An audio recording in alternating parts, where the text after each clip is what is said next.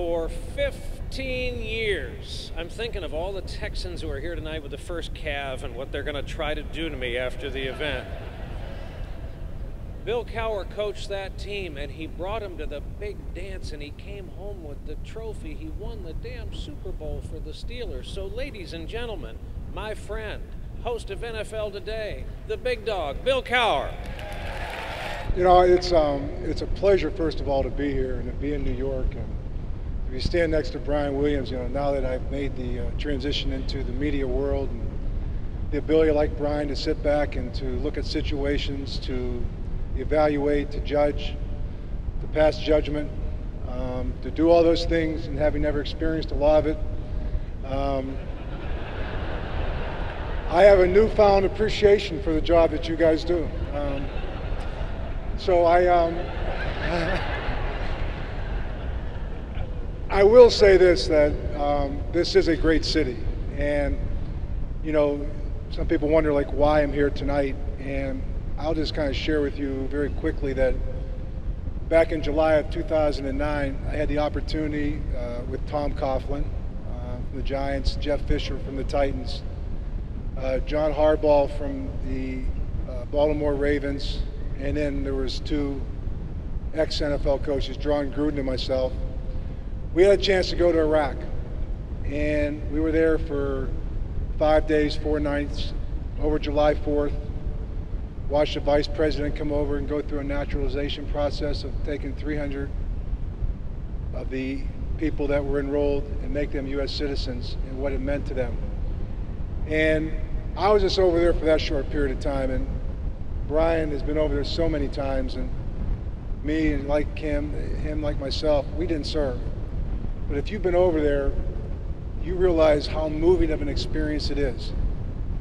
It's a situation that you can't really explain unless you've been there. And I know when you come back from there, I think the first thing I had to do was sit back and kind of reflect, because it had a kind of a way of putting a lot of things in perspective. And when you sit back and reflect, I looked at it from two sides. First thing I looked at from the standpoint of the appreciation that you have, as Mayor Bloomberg made mention to, for our country. A lot of things that we take for granted back here that get lost when you leave this country and you go over into a situation that isn't Europe, it isn't something that you planned out for 6 days. You're going over to an unknown area, not sure what you're going to see or experience. And doing that in the midst of being around people that have to be aware 24/7. But you do have this appreciation for our country, to be able to live dreams in this country, the opportunities that we are given, you know, the luxuries we have, the beauty and the choices that we are given, the freedom that we have in this country. And the second way I reflect back is the men and women who are serving over there. You're talking about the service that they give, the sacrifices that they make, and the dedication that they are giving for our freedom. And you get over there, and I sat there and ate lunch with them. A lot of them don't realize why they're over there, but you see the camaraderie, you see how proud they are. They're carrying rifles on their back, and they can only put it down when they eat. The rifles on some of them are as big as they are. They're 18 and 19-year-old kids. And yet, the self-pride that they have, the commitment that they show, and the self-worth that they feel by being there and representing our country, it's moving. So, you know, I sit there and just say that, you know, there's challenges that we have every day, and there's sacrifices that we have to make to meet those challenges. But they really bear a minimum what the greatest challenge that these young men and women are making across when they serve. They're putting themselves in harm's way every day. They're risking their lives. And they're risking our lives for our freedom.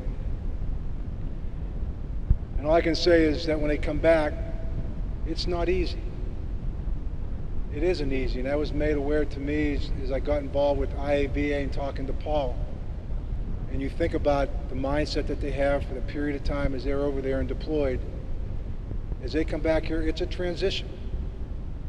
And part of that transition, to me, that that goes through, part of it is a process, and that process is built through support, guidance, and our appreciation. So that's why you are here tonight. You are here tonight because you recognize that. And it's important that we do give them our support. We give them our recognition. We give them the appreciation. And I think that, again, through IAVA, we're hoping to help make that transition process a smooth one. It will not be an easy one. And it's not just them that are over there, it's the families that are with them.